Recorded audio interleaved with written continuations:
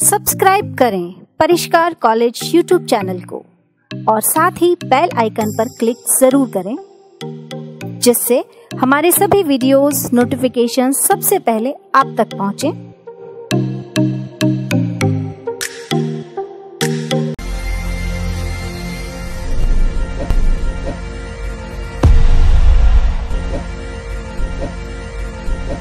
नमस्कार साथियों, परिष्कार कॉलेज ऑफ ग्लोबल एक्सीलेंस में आपका हार्दिक स्वागत है। मैं सुनीता कुमारी, डिपार्टमेंट ऑफ केमिस्ट्री। आज हम ऑर्गेनिक केमिस्ट्री के रासायनिक अभिक्रियाओं की क्रियाविधि वाला चैप्टर पढ़ते हैं। ये चैप्टर पढ़ने से पहले मैं आपसे कहना चाहती हूँ कि हमारा जो परिष्कार वर्ड का जो चैनल है उसको आप सब्सक्राइब कीजिए और साथ ही इसके बेल आइकन को भी आप प्रेस कीजिए, जिससे आपको आने वाले नए वीडियो की जानकारी मिलती रहे। और जो परिष्कार कॉलेज का जो चैनल है, यूट्यूब चैनल है, उसको भी आप सब्सक्राइब कीजिए और ज़्यादा से ज़्यादा अपने फ्रेंड्स को भी शेयर कीजिए, जिससे और साथ में ही आप इसके बेल आइकन को भी क्लिक कीजिए, जिससे आने वाले नए वीडियो की नोटिफिकेशन आपको मिलते रहें। अब हम सबसे पहले देखते हैं ऑर्गेनिक केमिस्ट्री का राजस्थान यूनिवर्सिटी का सिलेबस। आपके जो ये जो ऑर्गेनिक केमिस्ट्री का पेपर है वो टोटल 33 मार्क्स का होता है। सबसे पहले आते हैं हम सिलेबस पे। सिलेबस में टोटल 5 यूनिट हैं। प्रत्येक यूनिट में से आपके 2 क्वेश्चन होते हैं एग्जाम में और 2 में से कोई एक क्वेश्चन आपको अटेम्प्ट करना होता है। और अपना जो ऑर्गेनिक केमिस्ट्री का सिलेबस है वो नया नहीं है आप लोगों के लिए, क्योंकि आप लोग पढ़ के आए हो 11th-12th क्लास में, बस उसका थोड़ा सा विस्तार हम यहाँ पे पढ़ेंगे। अब देखते हैं हम सबसे पहले यूनिट फर्स्ट। यूनिट फर्स्ट के अंदर जो चैप्टर दिया गया है वो है रासायनिक अभिक्रियाओं की क्रियाविधि। यूनिट फर्स्ट में सिर्फ एक ही चैप्टर है, मैकेनिज्म ऑफ ऑर्गेनिक रिएक्शन। इसमें बेसिक दिया गया है ऑर्गेनिक केमिस्ट्री का, जैसे न्यूक्लियोफाइल किसे कहते हैं, इलेक्ट्रोफाइल किसे कहते हैं, टाइप्स ऑफ रिएजेंट, रासायनिक अभिक्रियाओं के प्रकार, ये सब यहाँ पे हम पढ़ेंगे। यूनिट सेकंड में है त्रिविम रसायन विज्ञान, स्टीरियोकेमिस्ट्री। ये आप 12th में पढ़ के आए हो। ये चैप्टर आप लोगों ने पढ़ा है ज्यामितीय समावयवता, त्रिविम समावयवता, बस वही है जैसे आप लोग चेयर फॉर्म, बोट फॉर्म जो पढ़ के आए हो, उसका ही थोड़ा सा हम यहाँ पे विस्तार में पढ़ेंगे। यूनिट थर्ड है। यूनिट थर्ड में आप लोग 11th में पढ़ा है हाइड्रोकार्बन वाला चैप्टर, उसके 6 पार्ट डिवाइड कर दिए गए हैं और वही है इसमें। देखिए जो पहला चैप्टर है वो है alkane, second cycloalkane, third alkene, fourth cycloalkene, fifth alkadiene और 6th है एल्काइन। तो 6 चैप्टर में डिवाइड की गई है यूनिट थर्ड। इसमें से भी आपके 2 क्वेश्चन होंगे और 2 में से कोई एक आपको सॉल्व करना होगा। नेक्स्ट देखिए यूनिट फोर्थ। यूनिट फोर्थ भी आप लोग पढ़ के आए हो 11th क्लास में। वो ये हाइड्रोकार्बन वाले चैप्टर का जो आगे वाला पार्ट है, जहां आप लोग पढ़ते हो हक्कल का नियम, एरोमेटिक कंपाउंड किसे कहते हैं, और यहाँ पे हम हक्कल का नियम भी पढ़ेंगे और साथ में जो ऑर्गेनिक जो एरोमेटिक कंपाउंड होते हैं वो किस तरीके की रिएक्शन देते हैं, यहाँ पे थोड़ा विस्तार से हम इसको पढ़ेंगे। एरिन व एरोमेटिकता इसका नाम रहेगा। यूनिट फिफ्थ आप अभी 12th में पढ़ा है आप लोगों ने, एल्किल हैलाइड और एरिल हैलाइड, बिल्कुल वही है। इसमें थोड़ा सा विस्तार में पढ़ेंगे। अगर आप थोड़ा सा जैसे SN1 अभिक्रिया आप लोगों ने पढ़ी होगी, E1 अभिक्रिया आप लोगों ने पढ़ी होगी, बिल्कुल वही है, बस यहाँ पे थोड़ा सा हम विस्तार में पढ़ेंगे। तो ऑर्गेनिक केमिस्ट्री का जो सिलेबस है वो आपके लिए बहुत ही इजी रहेगा। अब हम आते हैं, सबसे पहले जो स्टार्ट करने जा रहे हैं वो यूनिट फर्स्ट है रासायनिक अभिक्रियाओं की क्रियाविधि। इसके अंदर जो टॉपिक दिए गए हैं सिलेबस में उनको जरा देखते हैं।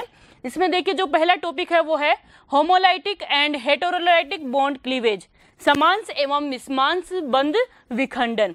सेकंड है type of reagent, electrophile and nucleophile. यहाँ पे अभिकर्मकों के प्रकार पढ़ेंगे, इलेक्ट्रॉन्स नहीं व नाभिक्स नहीं।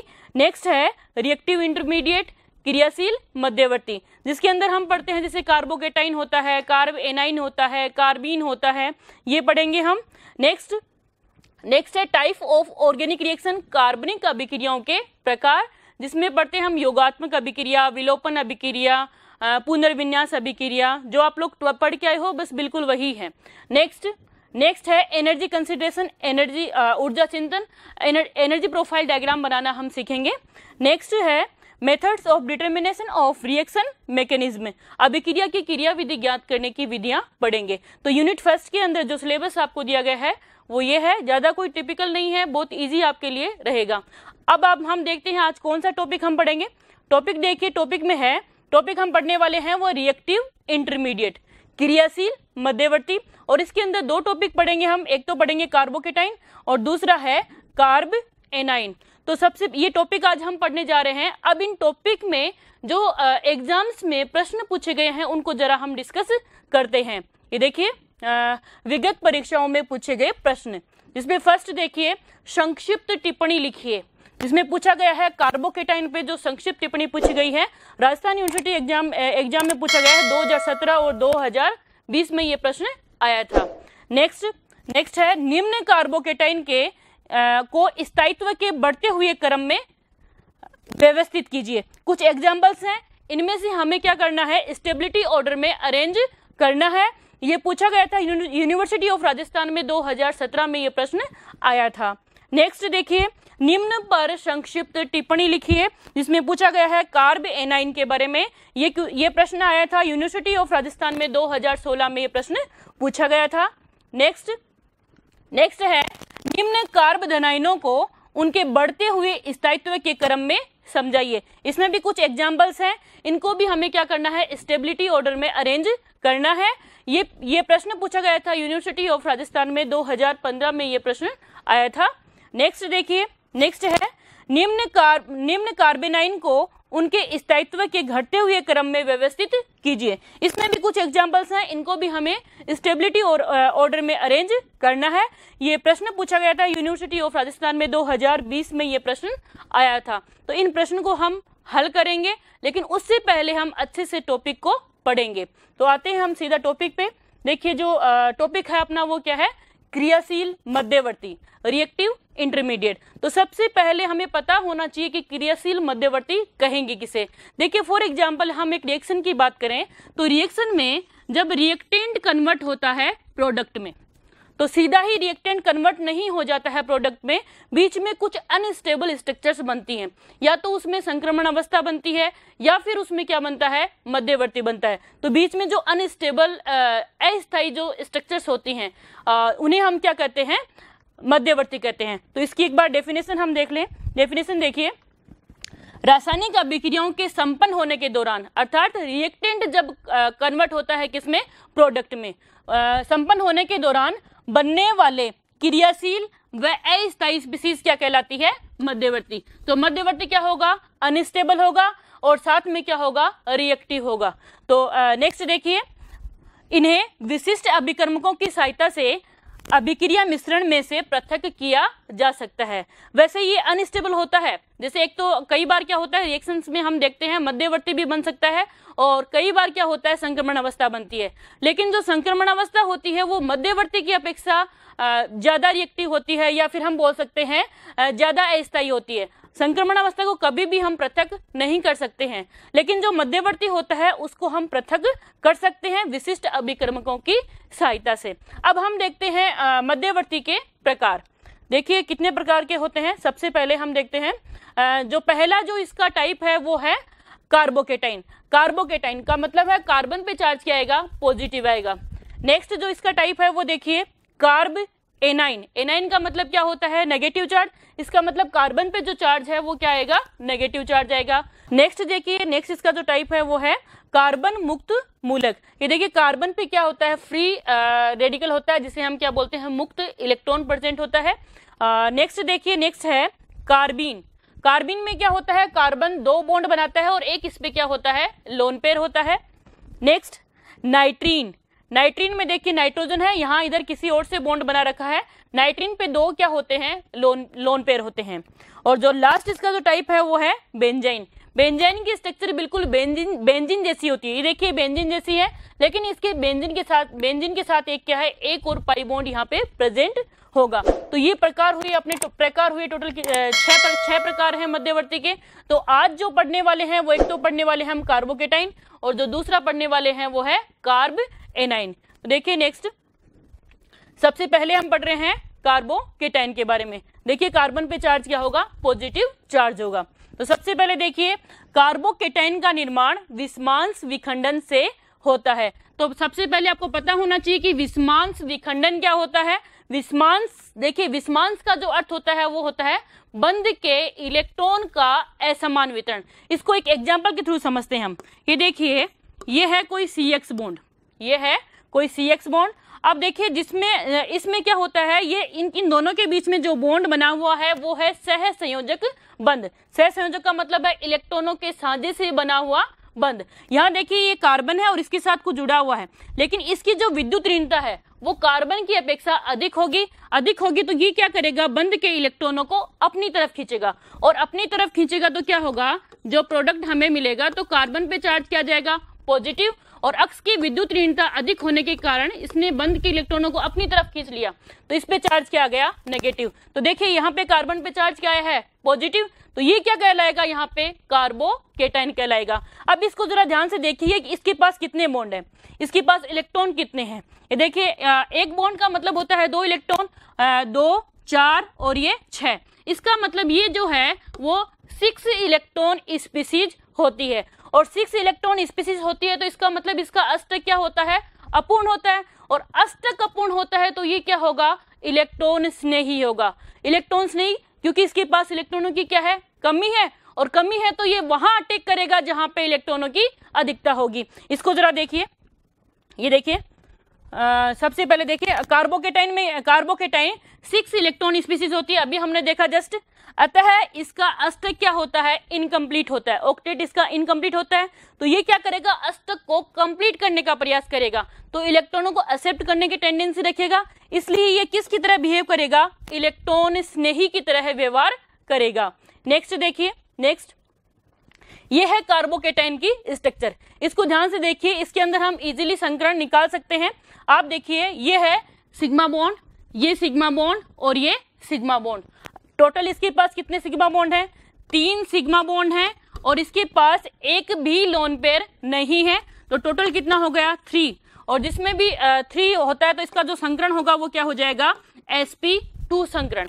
और sp2 संकरण है तो sp2 संकरण की जो ज्यामिति होती है वो क्या होती है, समतलीय, त्रिभुजीय समतलीय। तो इसकी जो ज्यामिति होगी या फिर हम कहेंगे आकृति होगी वो क्या होगी, त्रिभुजीय समतलीय होगी। और इनके बीच में जो बंध है, इनके बीच में जो बॉन्ड एंगल होगा वो कितना होगा, 120 डिग्री होगा। ये देखिए नेक्स्ट, इसमें संकरण sp2 होगा क्योंकि इसमें क्या है, 3 सिग्मा बॉन्ड है, तो संकरण क्या है इसमें, sp2। नेक्स्ट इनकी आकृति क्या होगी, त्रिभुजीय समतलीय, या फिर हम आकृति कह सकते हैं, या फिर हम क्या कहेंगे, ज्यामिति, क्योंकि यहाँ पे ज्यामिति भी इसकी क्या है, त्रिभुजीय समतलीय है। नेक्स्ट देखिए इनका जो बंध कोण होता है वो क्या होता है, 120 डिग्री होता है। नेक्स्ट अब हम देखते हैं कार्बोकेटाइन के प्रकार, कितने प्रकार के होते हैं। जिसमें देखिए फर्स्ट जो टाइप है वो देखिए, फर्स्ट है प्राथमिक कार्बोकेटाइन। प्राथमिक कार्बोकेटाइन वैसे तो आप पढ़ के आए हो 11th 12th में, बहुत अच्छे से पता होगा, लेकिन फिर भी बेसिक है तो हमें समझना चाहिए इसको। देखिए 1 डिग्री हम किसे बोलते हैं, कोई ऐसा धनायन या फिर हम बोलेंगे धनावेशित कार्बन अन्य एक कार्बन से जुड़ा हुआ हो तो उसे हम क्या कहेंगे, 1 डिग्री कार्बोकेटाइन कहेंगे। नेक्स्ट है द्वितीयक या फिर 2 डिग्री कार्बोकेटाइन। 2 का मतलब क्या होगा, धनावेशित कार्बन 2 अन्य कार्बन परमाणुओं से जुड़ा हुआ होगा तो उसे हम क्या कहेंगे, 2 डिग्री कार्बोकेटाइन कहेंगे। नेक्स्ट है 3 डिग्री कार्बोकेटाइन या तृतीयक कार्बोकेटाइन, तो इसका मतलब क्या हुआ, धनावेशित कार्बन अन्य 3 कार्बन परमाणुओं से जुड़ा हुआ हो तो उसे हम क्या कहेंगे, तृतीयक या फिर 3 डिग्री कार्बोकेटाइन कहेंगे। इसका एग्जाम्पल देखते हैं हम, एग्जाम्पल के थ्रू इसको समझते हैं। ये देखिए प्राथमिक कार्बोकेटाइन का जो एग्जाम्पल है, ये देखिए धनावेशित कार्बन है, वो सिर्फ और सिर्फ एक कार्बन के साथ जुड़ा हुआ है, तो ये किसका एग्जाम्पल हो गया, 1 डिग्री कार्बोकेटाइन का एग्जाम्पल हो गया, और इसका जो नाम है वो क्या है, एथिल कार्ब धनायन। नेक्स्ट देखिए, नेक्स्ट है 2 डिग्री कार्बोकेटाइन। 2 डिग्री का मतलब क्या होता है, धनावेशित कार्बन 2 अन्य कार्बन परमाणुओं से जुड़ा हुआ हो। यहाँ देखिए इस कार्बन पे क्या है, पॉजिटिव चार्ज है और 2 अन्य कार्बन परमाणुओं से जुड़ा हुआ है, तो ये एग्जाम्पल किसका हो गया, 2 डिग्री कार्बोकेटाइन का हो गया। नेक्स्ट है 3 डिग्री कार्बोकेटाइन। 3 डिग्री का मतलब क्या होगा, धनावेशित कार्बन अन्य 3 कार्बन परमाणुओं से जुड़ा हुआ हो तो उसे हम क्या कहते हैं, 3 डिग्री कार्बोकेटाइन। तो ये देखिए 3 अन्य कार्बन परमाणुओं से जुड़ा हुआ है, तो ये एग्जाम्पल किसका हो गया, 3 डिग्री कार्बोकेटाइन का। नेक्स्ट अब हम पढ़ते हैं कार्बोकेटाइन की बनाने की विधियां। हम पढ़ चुके हैं, सबसे पहले हमने पढ़ा इसकी जो स्ट्रक्चर है उसके बारे में पढ़ा, फिर हमने इसमें संकरण निकालना सीखा, और फिर हमने पढ़ा इसके प्रकार पढ़े, और अब हम पढ़ने जा रहे हैं कार्बोकेटाइन बनाने की विधियां। जिसमें देखिए जो फर्स्ट है वो है CX बंध विदलन द्वारा। विदलन का मतलब होता है विखंडन या फिर क्या होता है, टूटना। तो CX बंध टूटता किस में है, आप लोग 11th-12th में बहुत बार पढ़ा है आप लोगों ने। SN1 अभिक्रिया पढ़ी होगी आप लोगों ने और E1 अभिक्रिया पढ़ी होगी। तो ये सबसे अच्छा एग्जाम्पल है जिसमें CX का मतलब है हेलोजन, कार्बन और हेलोजन के बीच में बॉन्ड टूट रहा होता है। SN1 अभिक्रिया तो आपको इतने अच्छे से याद होगी और आपको पता भी है कि जो SN1 अभिक्रिया है वो 2 पदों में संपन्न होती है। जो पहले पद में मध्यवर्ती कार्बोकेटाइन का निर्माण होता है। तो इजीली हम यहाँ पे वो एग्जाम्पल ले सकते हैं। एग्जाम्पल देखिए, ये देखिए RX एल्किल हैलाइड है, इसमें अक्स की जो विद्युत ऋणता है वो R की अपेक्षा क्या होगी, अधिक होगी। तो ये क्या करेगा, बंध के इलेक्ट्रॉनों को अपनी तरफ खींचेगा और अपनी तरफ खींचेगा तो इस पे हेलोजन पे चार्ज किया जाएगा नेगेटिव। R मतलब कोई एल्किल समूह है, इस पे चार्ज किया जाएगा पॉजिटिव चार्ज आ जाएगा। इसका एग्जाम्पल देखिए, ये देखिए ये है एल्किल हैलाइड। यहाँ पे देखिए ब्रोमीन की विद्युत ऋणता कार्बन की अपेक्षा अधिक होती है। तो ये क्या करेगा, बंध के इलेक्ट्रॉनों को अपनी तरफ खींचेगा। अपनी तरफ खींचेगा तो ब्रोमीन पे चार्ज किया जाएगा नेगेटिव आ जाएगा और कार्बन पे चार्ज क्या रह जाएगा, पॉजिटिव चार्ज रह जाएगा। इस प्रकार किसका निर्माण हो जाएगा, कार्बोकेटाइन का। ये तृतीयक या फिर 3 डिग्री कार्बोकेटाइन है। ये देखिए पॉजिटिव चार्ज है और ये 3 अन्य 3 कार्बन परमाणुओं से जुड़ा हुआ है। तो ये कौन सा हो गया, 3 डिग्री कार्बोकेटाइन। ये तो है इसका फर्स्ट मेथड। सेकंड मेथड देखते हैं हम। सेकंड है एल्किनो के प्रोटीनीकरण द्वारा। एग्जाम्पल देखिए इसका, ये है R मतलब कोई एल्किल समूह है, CH डबल बॉन्ड CH2। इस बॉन्ड का ट्रांसफर इधर ही क्यों हुआ, इधर इसलिए हुआ क्योंकि ये जो R समूह है इसका जो प्रभाव होता है वो होता है प्लस आई। प्लस आई का मतलब होता है जो इलेक्ट्रॉन डेंसिटी को दान करता है। तो ये क्या करता है, इधर इलेक्ट्रॉन डेंसिटी देगा, तो देगा तो ये क्या होगा, इधर ही बंध के इलेक्ट्रॉनों का ट्रांसफर कर पाएगा। क्योंकि अगर ये इधर करेगा तो यहाँ तो पहले से इलेक्ट्रॉन डेंसिटी क्या है, अधिक है, तो इधर तो ये कर ही नहीं सकता, रिपल्सन होगा। तो ये क्या करेगा, आगे की तरफ करेगा। और जब इधर करेगा तो इस कार्बन पे चार्ज किया जाएगा नेगेटिव और इस कार्बन पे चार्ज क्या रहेगा, पॉजिटिव। और ये नेगेटिव वाला सिरा आप किसके साथ जुड़ जाएगा, पॉजिटिव वाले सिरे के साथ। इस प्रकार किसका निर्माण हो जाएगा, प्रोडक्ट का। ये देखिए ये बन गया यहाँ पे 2 डिग्री कार्बोकेटाइन का फॉर्मेशन हो गया। नेक्स्ट ये देखिए कार्बोकेटाइन। नेक्स्ट जो इसका मेथड है वो देखिए एल्कोहल के प्रोटोनीकरण द्वारा। एग्जाम्पल देखिए, एल्कोहल है, एल्कोहल पे किसका योग करवा रहे हैं अपन, H+ का योग करवा रहे हैं। यहाँ पे जो ऑक्सीजन होता है, ऑक्सीजन पे क्या होते हैं, लोन पेयर होते हैं। लोन पेयर का मतलब है उसके पास इलेक्ट्रॉनों की अधिकता है। तो ये H+ किस पे टेक करेगा, इस ऑक्सीजन पे टेक करेगा और क्या बना लेगा, एक अस्थायी स्पीसीज का निर्माण कर लेगा। क्योंकि यहाँ देखिए ऑक्सीजन क्या होता है, अधिक विद्युत ऋणी होता है, लेकिन फिर भी यहाँ पे चार्ज क्या है, पॉजिटिव चार्ज है। और पॉजिटिव चार्ज है तो ये क्या है, अनस्टेबल है। तो नेक्स्ट में क्या होगा, ये क्या करेगा, बंध के दोनों इलेक्ट्रॉन क्या करेगा, अपनी तरफ लेके निकल जाएगा। और जैसे ही बंध के दोनों इलेक्ट्रॉन लेके निकलेगा H2O की फॉर्म में, इस पे चार्ज क्या रह जाएगा, पॉजिटिव चार्ज रह जाएगा। ये देखिए किस प्रकार R पे चार्ज किया गया, R मतलब एल्किल समूह पे चार्ज किया गया, पॉजिटिव चार्ज आ गया और ये किसकी फॉर्म में निकल गया, H2O की फॉर्म में निकल गया। नेक्स्ट ये अपनी जो अपने पढ़ी हैं ये है बनाने की विधियां, कार्बोकेटाइन बनाने की विधियां। नेक्स्ट अब हम बात करते हैं कार्बोकेटाइन के स्थायित्व एवं क्रियाशीलता की हम बात करते हैं।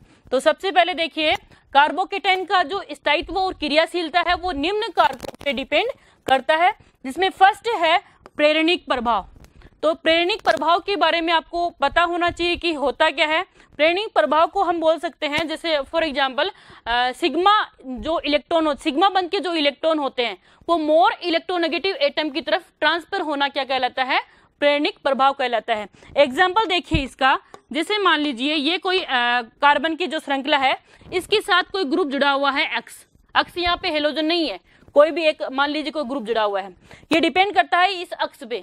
यदि इस अक्स की विद्युत ऋणता, इस अक्स की विद्युत ऋणता या इलेक्ट्रोनेगेटिविटी ज्यादा है कार्बन की अपेक्षा, ज्यादा है कार्बन की अपेक्षा, तो ये क्या करेगा, बंध के इलेक्ट्रॉनों को अपनी तरफ खींचेगा, अपनी तरफ खींचेगा। तो ये प्रभाव क्या कहलाएगा, ये प्रभाव कहलाएगा -I। ये जो ग्रुप है वो कौन सा प्रभाव शो करेगा, -I प्रभाव शो करेगा। और दूसरा यदि क्या हो, इसकी जो इलेक्ट्रोनेगेटिविटी है, इसकी जो इलेक्ट्रोनेगेटिविटी है वो कार्बन की अपेक्षा क्या है, कम है, कम है। तो ये क्या करेगा, इलेक्ट्रॉन डेंसिटी को क्या करेगा, दान करेगा, दान करेगा। तो ये जो साइन हमने इस तरीके से बनाया है तो ये क्या होगा, इस तरीके से रिप्रेजेंट करना पड़ेगा हमें। और ये ग्रुप क्या कहलाएगा, प्लस आई इफेक्ट प्रदर्शित करने वाला समूह है ये होगा। तो देख लीजिए ये दो प्रकार से होता है। पहले तो आपको ध्यान होना चाहिए कि प्रेरणिक प्रभाव क्या होता है। सिग्मा बंध के इलेक्ट्रॉनों का मोर इलेक्ट्रोनेगेटिव एटम की तरफ विस्थापन होना क्या कहलाता है? प्रेरणिक प्रभाव। ये दो प्रकार का होता है, एक तो होता है प्लस आई और दूसरा होता है माइनस आई।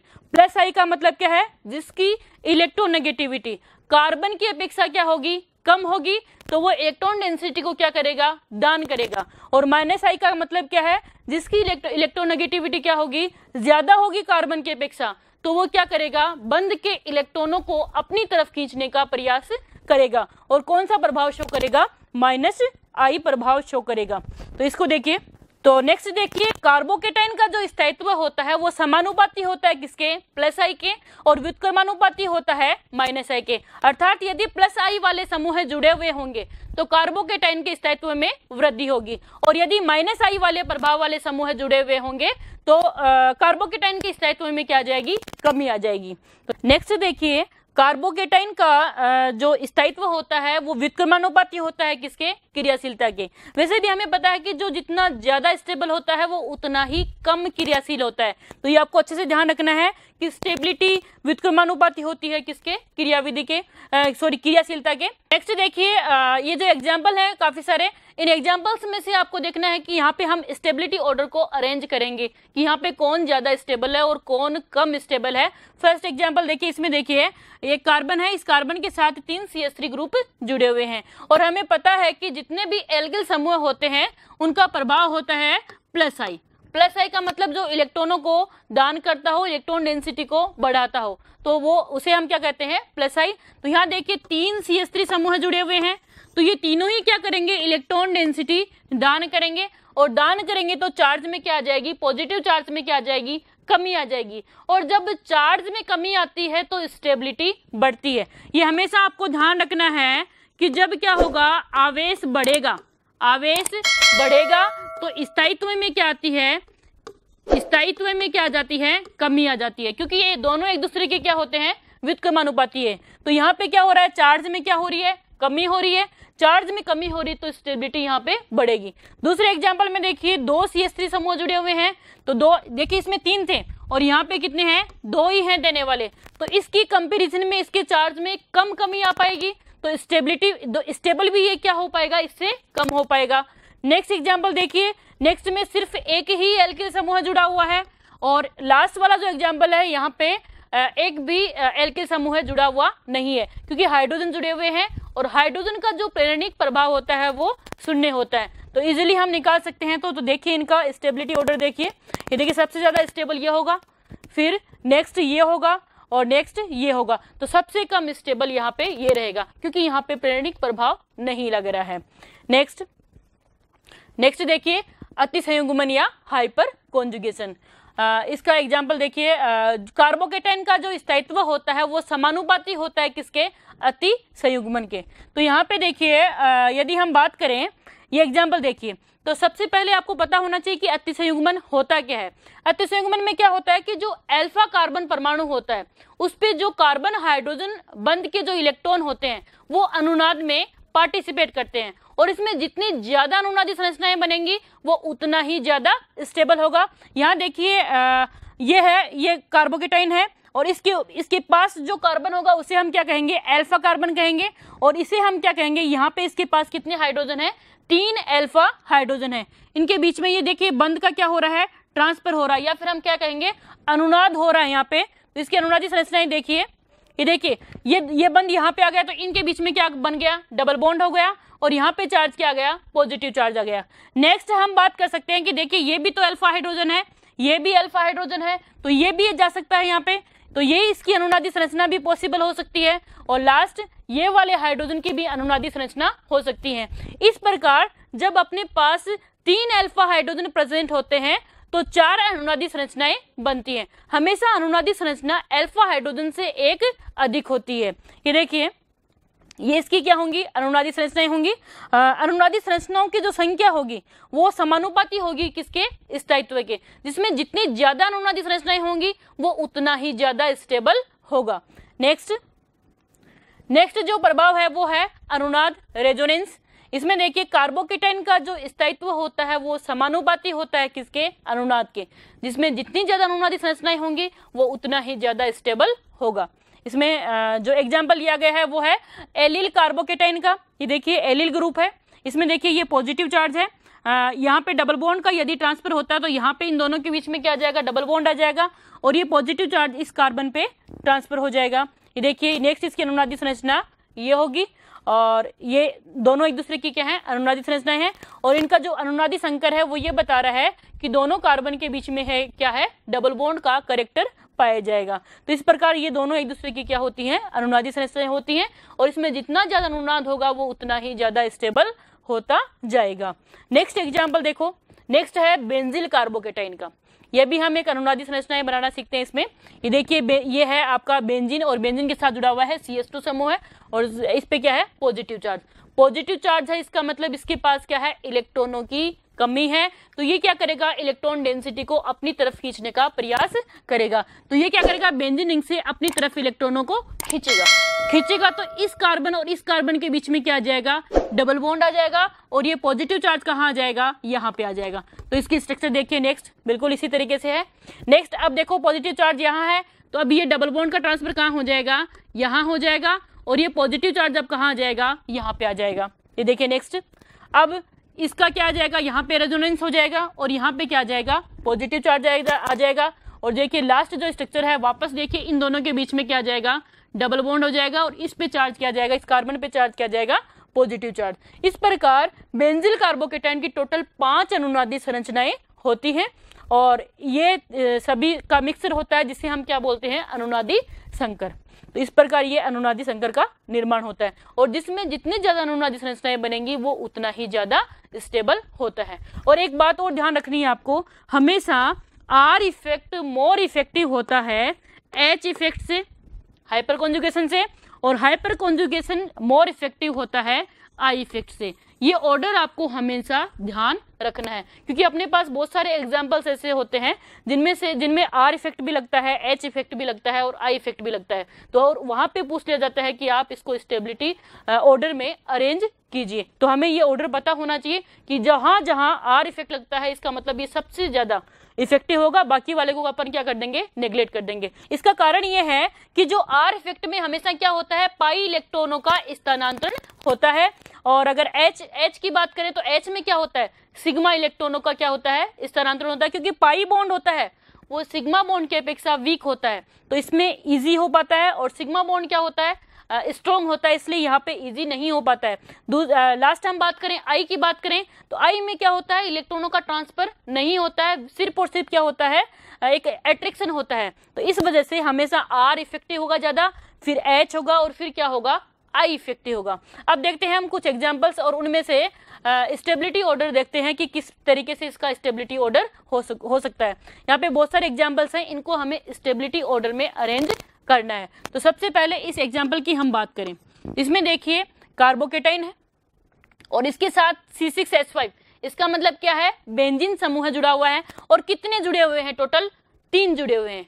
तो इसका मतलब टोटल एक बेंजीन रिंग की जो अनुनादी संरचनाएं होती हैं वो कितनी होती हैं, 3 होती हैं। तो 3 जुड़े हुए हैं तो टोटल कितनी होगी, 9 होगी। और सेकंड जो एग्जांपल है इसमें देखिए, सेकंड में देखिए यहाँ पे जो बेंजीन है टोटल कितनी जुड़ी हुई है, 2 जुड़ी हुई है, तो जिसकी अनुनादी संरचनाएं होंगी वो कितनी होंगी, टोटल 6 हो जाएंगी। नेक्स्ट है एक बेंजीन समूह जुड़ा हुआ है तो इसकी अनुनादी संरचनाएं कितनी हो जाएंगी, 3 हो जाएंगी। नेक्स्ट एग्जांपल देखिए, नेक्स्ट है इसमें देखिए इसका ट्रांसफर अपन यहाँ कर देंगे तो इनके बीच में क्या आ जाएगा, डबल बॉन्ड आ जाएगा और इस पे चार्ज आ जाएगा कौन सा, पॉजिटिव चार्ज, ये positive CH double bond CH2। इस प्रकार इसकी कितनी अनुनादी संरचनाएं हो जाएंगी, 2 अनुनादी संरचनाएं बन जाएंगी। नेक्स्ट एग्जांपल देखिए, इसमें देखिए इसमें क्या जुड़े हुए हैं, 3 CH3 समूह जुड़े हुए हैं अर्थात एल्किल समूह जुड़े हुए हैं और एल्किल समूह का जो प्रभाव होता है वो कौन सा होता है, +I होता है। तो ये क्या करेगा, इलेक्ट्रॉन डेंसिटी को बढ़ाएगा और पॉजिटिव चार्ज में क्या लाएगा, कमी लाएगा। तो यहाँ पे इसकी स्टेबिलिटी क्या होगी, ज्यादा होगी। इसके कंपैरिजन में ये अपन पहले भी डिस्कस कर चुके हैं, इसमें भी देखिए 2 देने वाले हैं तो इसकी क्या रहेगी, इसके कंपैरिजन में क्या रहेगी, ज्यादा रहेगी। और इसमें 1 भी देने वाला नहीं है क्योंकि हाइड्रोजन का प्रेरणिक प्रभाव क्या होता है, 0 होता है। अब हम इन दोनों में हम बात करें कि इन दोनों में ज्यादा स्टेबल कौन है। अभी थोड़ी देर पहले हमने डिस्कस किया था कि R इफेक्ट क्या होता है, मोर इफेक्टिव होता है H से, और H से ये होता है I। तो या फिर अपन ये भी कह सकते हैं कि R इफेक्ट मोर इफेक्टिव होता है किससे, I से। तो देखिए ऊपर वाले जो 4 एग्जाम्पल हैं, इन चारों एग्जाम्पल में R इफेक्ट लग रहा है, अर्थात अनुनाद प्रभाव यहाँ पे लग रहा है। तो इसको देखिए, इसका देखिए जो स्टेबिलिटी ऑर्डर है वो किस तरीके से अरेंज होगा। ये देखिए इसके कंपैरिजन में ये होगा, क्योंकि यहाँ पे टोटल कितनी बन रही थी, 9 बन रही थी, तो ये सबसे ज्यादा स्टेबल है। और ये इसमें कितनी बन रही है, 6 बन रही हैं, तो ये भी क्या होगा, ये इसके कंपैरिजन में ज्यादा स्टेबल होगा। इस प्रकार जिसमें जितनी ज्यादा अनुनादी संरचनाएं बनेंगी वो उतना ही ज्यादा स्टेबल होगा। ये यहाँ इन चारों में अनुनाद प्रभाव लग रहा है। और नीचे वाले जो एग्जाम्पल हैं इनमें क्या लग रहा है, प्लस आई इफेक्ट लग रहा है, इसमें ज्यादा लग रहा है। इसमें सिर्फ 2 ही ग्रुप दे रहे हैं, इसमें सिर्फ 1 दे रहा है, और इसमें कोई भी नहीं दे रहा। तो इस प्रकार आप इजीली निकाल सकते हो, चाहे आपके सामने कोई भी एग्जाम्पल आए तो आप इजीली बता सकते हो कि इसके कंपैरिजन में ये ज्यादा स्टेबल है। अब देखिए यदि आपको इस टॉपिक से रिलेटेड कोई प्रश्न पूछा जाए एग्जाम में, जैसे आपको पूछ लिया कार्बोकेटाइन पे टिप्पणी लिखिए, तो आप इसको किस तरीके से आंसर दोगे। जितना अपन ने पढ़ा है अब तक कार्बोकेटाइन के बारे में वो सब आपको लिखना है। जैसे सबसे पहले आप उसके बारे में क्या इसका संकरण है, क्या इसकी ज्यामिति होगी, क्या इसकी स्ट्रक्चर होगी, उसके बारे में बताओगे। फिर आप बताओगे टाइप्स ऑफ कार्बोकेटाइन के बारे में बताओगे। उसके बाद में आप किस पे आ जाओगे, रिएक्शंस आ जाएंगी, उसकी बनाने की जो विधियां हैं वो आपको आनी चाहिए। और उसके बाद में हम बात करेंगे किसकी, स्टेबिलिटी की। तो ये पूरा आंसर आपको आना चाहिए। और ये आपके कंपटीशन से रिलेटेड इसमें इस तरीके से क्वेश्चन बन सकते हैं, क्योंकि काफी सारे एग्जाम्स में आता है कि कौन ज्यादा स्टेबल है, तो वहां पे आपको पता होना चाहिए कि कौन से ग्रुप का कौन सा प्रभाव होता है। तो अब आते हैं हम इस टॉपिक से रिलेटेड जो प्रश्न एग्जाम में पूछे गए हैं उनको जरा देखते हैं।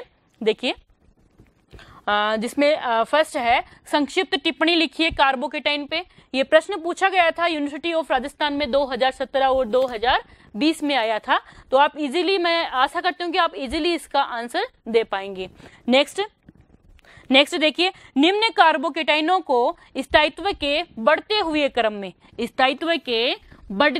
क्रम में व्यवस्थित करना है। तो यहाँ पे देखिए पहला एग्जाम्पल ये है, इस कार्बन पे कितने ग्रुप जुड़े हुए हैं, 3 एल्किल समूह जुड़े हुए हैं। तो इसमें कौन सा प्रभाव लग रहा है, प्लस आई इफेक्ट लग रहा है, और लग रहा है ज्यादा।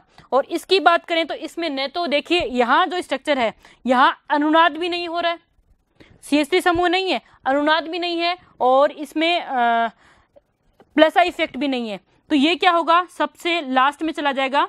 और इसकी बात करें हम, इसमें देखिए इसमें हो रहा है रेजोनेंस, अनुनाद हो रहा है, रेजोनेंस हो रहा है। और इसकी बात करें तो इसमें क्या हो रहा है, इसमें हो रहा है आई इफेक्ट लग रहा है।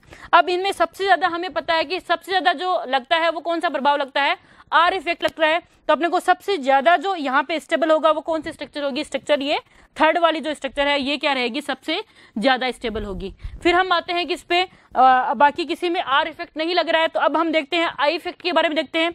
इसमें भी आई लग रहा है और इसमें भी आई लग रहा है, प्लस आई। लेकिन इसमें देखिए 2 समूह हैं और इसमें कितने समूह हैं, 3 समूह हैं। तो ये क्या रहेगा, यहाँ पे ज्यादा स्टेबल रहेगा, और ये इसके कंपेरिजन में क्या रहेगा, कम रहेगा। और सबसे कम जो स्टेबल रहेगा ये रहेगा CH2 double bond CH plus, क्योंकि इसमें न तो प्लस आई लग रहा है और न ही रेजोनेंस इफेक्ट लग रहा है। तो सबसे ज्यादा स्टेबल यहाँ पे रहेगा। इसको अपन नाम दे देते हैं, ये इसको 1, ये 2, ये 3 और ये 4। तो सबसे आपने को क्या करना है, बढ़ते हुए क्रम में। तो सबसे पहले वो लेते हैं जो सबसे कम स्टेबल है। तो नंबर 2 यहाँ पे क्या रहेगा, सबसे कम स्टेबल। इसके बाद में कौन आएगा, नंबर 4। इसके बाद में नंबर 1, और सबसे ज्यादा जो स्टेबल है वो कौन है, नंबर 3। इस प्रकार आपके एग्जाम में कोई भी आपको पूछा जा सकता है, उनमें से आपको स्टेबिलिटी ऑर्डर अरेंज कराना पूछ सकता है। नेक्स्ट देखिए, नेक्स्ट है निम्न कार्बोधनाइनों को उनके बढ़ते हुए, ये आपको अच्छे से ध्यान रखना है, बढ़ते हुए घटते हुए, क्योंकि कई बार क्या होता है इसके चक्कर में अपने को आता हुआ भी क्या हो जाता है, अपना आंसर गलत हो जाता है। तो यहाँ पे क्या पूछा गया है, बढ़ते हुए स्थायित्व के क्रम में समझाइए। तो यहाँ देखिए एग्जाम्पल देखिए, ये है अपना फर्स्ट, ये सेकंड है और ये है थर्ड। तो इसमें फर्स्ट में देखिए क्या जुड़ा हुआ है, C6H5। इसका मतलब क्या है, बेंजीन। एक बेंजीन जुड़ा हुआ है, एक बेंजीन है, इसका मतलब इसकी 3 अनुनादी संरचनाएं बनेंगी। और दूसरा देखिए, दूसरे जो एग्जांपल में देखिए 2 बेंजीन समूह जुड़े हुए हैं, तो इसका मतलब इसकी कितनी अनुनादी संरचनाएं होंगी, 6 होंगी और यहाँ पे 3 बेंजीन रिंग जुड़ी हुई हैं, तो इसका मतलब इसमें कितनी अनुनादी संरचनाएं होंगी? 9। और हमें पता है कि जिसमें जितनी ज्यादा अनुनादी संरचनाएं बनेंगी वो उतना ही ज्यादा स्टेबल होगा। तो सबसे ज्यादा स्टेबल कौन होगा? सबसे ज्यादा स्टेबल कौन होगा? ये थर्ड स्ट्रक्चर 1, 2 और ये 3। इस प्रकार आप इजीली इनको स्टेबिलिटी के ऑर्डर में अरेंज कर सकते हो यदि आपको अच्छे से यदि आपने इसको अच्छे से समझा है। तो आज हमने कार्बोकेटाइन के बारे में पढ़ा है। कार्बोकेटाइन मैं आशा करती हूँ आपको अच्छे से समझ में आएगा। फिर भी हम एक बार इसको रिकॉल करते हैं कि हमने आज क्या क्या पढ़ा था। सबसे पहले हमने पढ़ा था कार्बोकेटाइन की स्ट्रक्चर के बारे में, उसमें संकरण क्या होता है, उसकी ज्यामिति क्या होती है, उसको स्ट्रक्चर बनाना हमने सीखा था। नेक्स्ट हमने पढ़ा था कार्बोकेटाइन के टाइप्स पढ़े थे, जिसमें 1 डिग्री, 2 डिग्री और 3 डिग्री। और नेक्स्ट जो उसका कार्बोकेटाइन का जो टाइप जो आगे का टॉपिक था वो हमने पढ़ा था केमिकल रिएक्शन हमने पढ़ी थी, सॉरी बनाने की विधियां हमने पढ़ी थी। तो बनाने की विधियों में हमने 3 मेथड पढ़े थे। एक तो पढ़ा था CX बंद विदलन द्वारा, आप इजीली दे सकते हो उसका आंसर। SN1 अभिक्रिया आपने बहुत बार पढ़ी है, E1 अभिक्रिया आपने बहुत बार पढ़ी है। तो इस प्रकार आप बनाने की विधियां इजीली कर सकते हो। और लास्ट में हमने पढ़ा था स्टेबिलिटी ऑर्डर अरेंज करना। स्टेबिलिटी में भी आपको 3 चीजें ध्यान रखनी है। एक तो रखना है प्रेरणिक प्रभाव, और प्रेरणिक प्रभाव में भी आपको ध्यान रखना है कि हमेशा और हमेशा कार्बोकेटाइन समानुपाती होता है किसके? प्लस आई समूह के, और व्युत्क्रमानुपाती होता है किसके? माइनस आई के। सेकंड हमने बात की थी हाइपर कॉन्जुगेशन की बात की थी, अति संयुग्मन की बात की थी। उसमें हमने पढ़ा था कि जिसमें जितने ज्यादा अल्फा हाइड्रोजन होंगे उसमें उतनी ही ज्यादा अनुनादी संरचनाएं बनेंगी, या फिर हम कहेंगे उसमें उतना ही ज्यादा हाइपर कॉन्जुगेशन होगा और वो उतना ही ज्यादा स्टेबल होगा। और थर्ड हमने बात की थी किसकी? रेजोनेंस की बात की थी, अनुनाद की बात की थी। और अनुनाद में हमने पढ़ा था कि जिसमें जितनी ज्यादा अनुनादी संरचनाएं बनेंगी वो उतना ही ज्यादा स्टेबल होगा। और लास्ट में हमने बोला था कि हमेशा और हमेशा आर इफेक्ट मोर इफेक्टिव होता है हाइपर कॉन्जुगेशन से, और हाइपर कॉन्जुगेशन मोर इफेक्ट होता है किससे? आई इफेक्ट से। तो ये अरेंज आपको ये आपको अच्छे से ध्यान रखना है, क्योंकि अपने एग्जाम में बहुत सारे प्रश्न आते हैं, तो आपको इसको अच्छे से पढ़ना होगा। और आगे का जो टॉपिक है अपना कार्ब एनाइन वाला, वो नेक्स्ट लेक्चर में हम पढ़ेंगे। मैं आशा करती हूँ कि आज जो हमने पढ़ा है वो आपको अच्छे से समझ में आया होगा। और जाने से पहले मैं आपसे फिर से कहना चाहती हूँ कि यदि आपने हमारे परिष्कार वर्ल्ड परिष्कार वर्ल्ड के यूट्यूब चैनल को सब्सक्राइब नहीं किया तो सब्सक्राइब कीजिए, और साथ ही बेल आइकन को भी क्लिक कीजिए, जिससे आपको आने वाले नए नोटिफिकेशन के बारे में जानकारी मिलती रहे। और आप परिष्कार कॉलेज का जो यूट्यूब चैनल है उसको भी सब्सक्राइब कीजिए, और साथ में बेल आइकन को क्लिक कीजिए, जिससे आने वाले नए वीडियो के नोटिफिकेशन आपको मिलते रहें। धन्यवाद।